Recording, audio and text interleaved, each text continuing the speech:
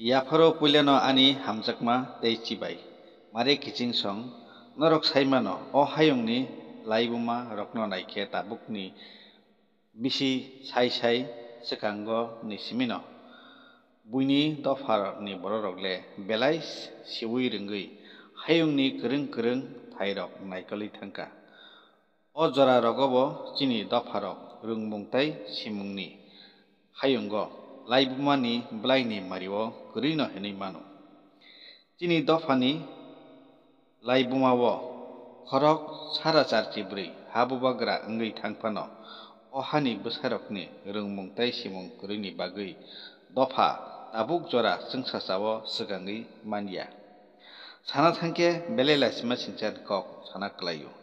Takhukte bukhuk chong norok sawi mano o jorani molobo hayungni buini dofarok buro sogui baikha hiya chini dofarok tini jora borowo kwchajak tong uansugui naike sawi mano.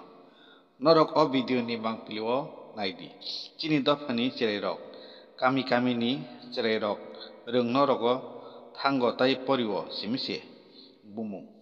Salka salthang salgra salsi berai naike tabuk nugo tripuri bwsarok swrungmungok rui tamokhe sal burum pal khe guli thwnglaio rabar koklaio sikla sikli rok khe lama berai jora magna khibo draksao tir thwngo bodol khlaiui chwak nunglaio mwsalaio okra rokni bere baksa sapung asugui tas thwngo sinau chuta ongo omono tabuk o jorani chini dofarokni rungmungtai simung.